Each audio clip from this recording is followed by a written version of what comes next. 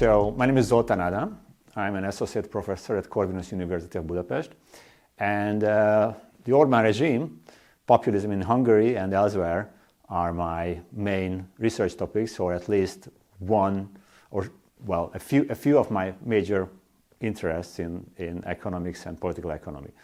And I was very glad to deliver this report on the impact of the Russian invasion against Ukraine on the Hungarian political system and the behavior of the Orbán regime.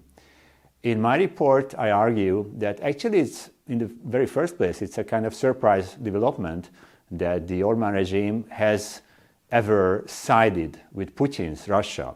I mean, traditionally, Hungarians have been oppressed by Russian troops since about the middle of the 19th century at least. So since 1848, the revolution and the freedom fight against the Habsburgs were crushed by the help of Russian troops, of Tsarist Russia back then.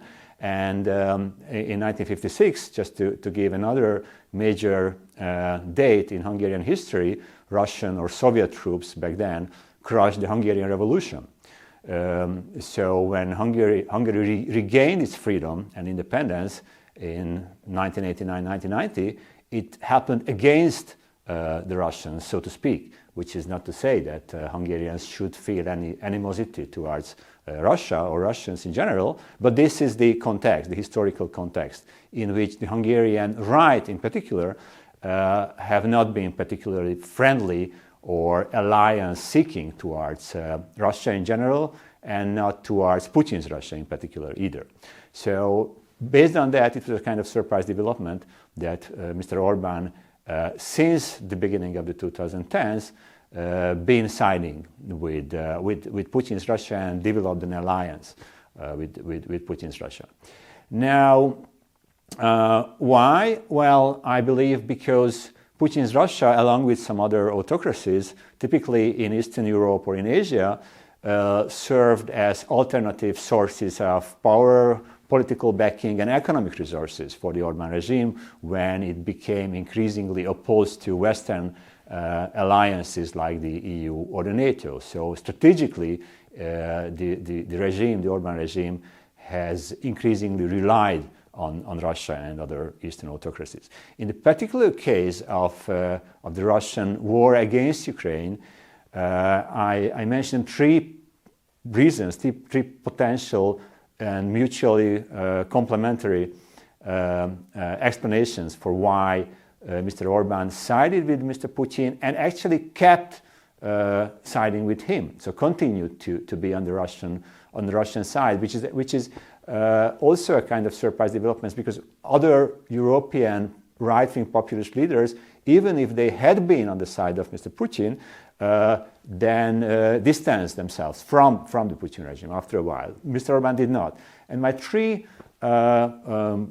complementary explanations were that number one, Hungarian governments traditionally were in a difficult relationship to Kiev because of a Hungarian minority in Transcarpathia.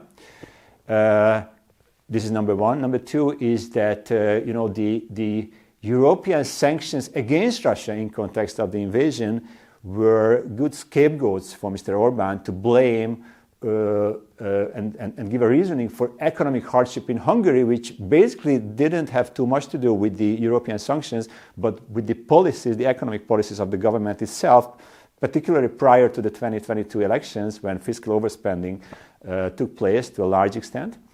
And number three, perhaps most worryingly, Putin's totalitarian turn also has been serving, I believe, as a kind of role model for Mr. Orbán and for a number of other autocratic leaders worldwide. I think this is one reason for Mr. Trump, for instance, apparently has kind of cordial relations to Putin. I mean, autocrats can appreciate each other. And what has been done by Mr. Putin in Russia, it's a pure totalitarian turn, oppressing Russia as a society. And the message from Mr. Orbán, I think, towards his domestic audience, electorate and the nation as such in Hungary is that, well, something actually can happen with you guys as well. So I'm in the position of imposing totalitarian rule in Hungary as well. And the fact that so-called states of danger have been in place since March 2020, since the beginning of the COVID crisis, in which basically the government can act without parliamentary checking, so the government can override any parliamentary act because of the states of danger are in place, unfortunately points into that direction.